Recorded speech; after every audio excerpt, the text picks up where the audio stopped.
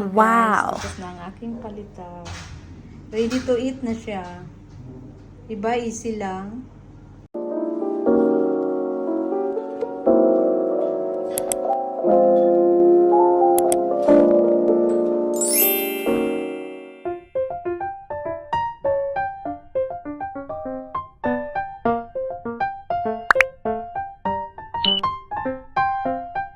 Magandang araw po sa inyong lahat mga kababayan. Dito na naman tayo sa ating kusina. Tayo ay magluluto ngayon ng palitaw. Ito ang ating gagamitin. Glutinous rice,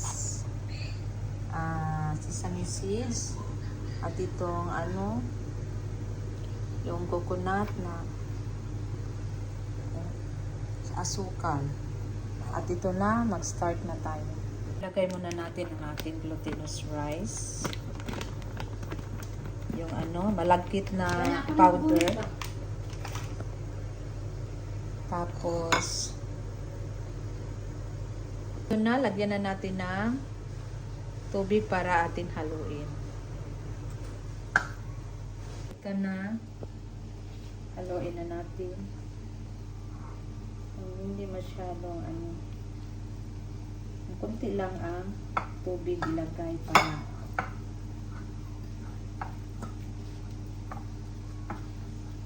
kung yung kulang pa ng powder, pwede naman dagdagan.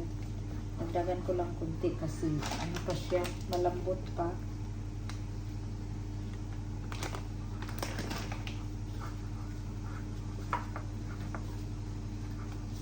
Ganun lang pag magmasa ng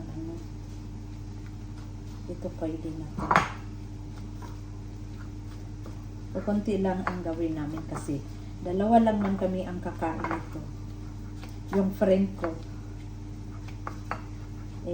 Sorry. Kailangan siyang mamasa siya ng maayos.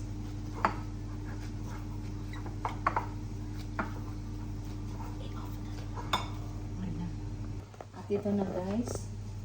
I-ganyan na natin.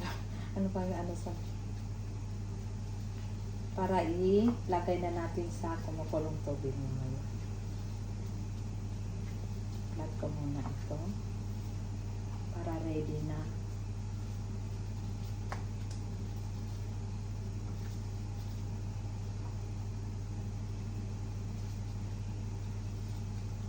Sinsya na, hindi masyadong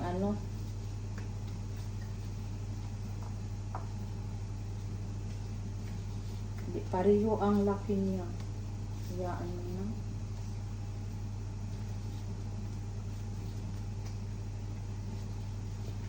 I-start ko na. Ilagay ko na sa kumukulong tubig.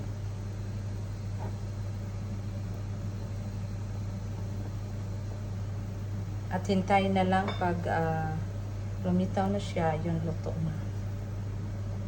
Kaya nga palitaw kasi nilitaw. Oo.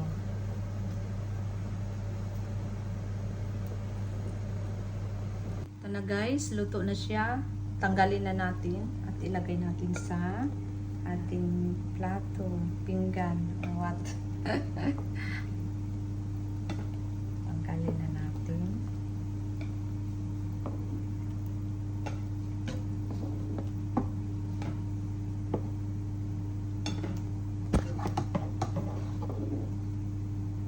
Ito, anuhin muna natin ang linga para siya pag mag-brown na, saka na natin tanggalin.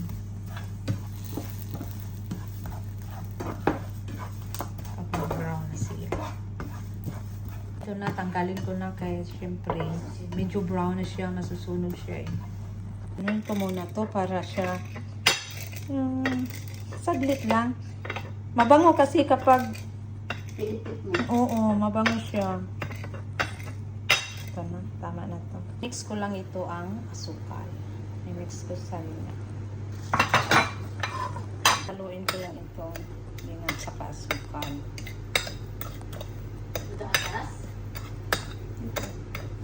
Ito na guys.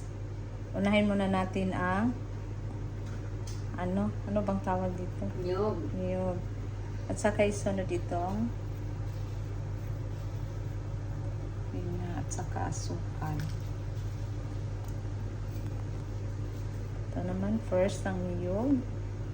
Tapos, pangalawa itong may asukal na kasama na ang linga.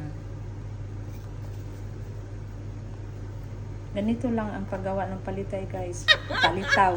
May palitaw. Very easy lang. Very easy lang to. Ganyan mo lang. Tapos, pangalawa, ito. Tapos yun lang.